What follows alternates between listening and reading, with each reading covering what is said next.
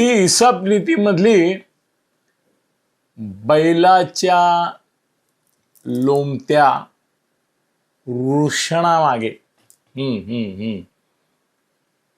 आशेनी लाळ गाळत जाणाऱ्या कोल्ह्याची गोष्ट आठवते, आठवायला पाहिजे.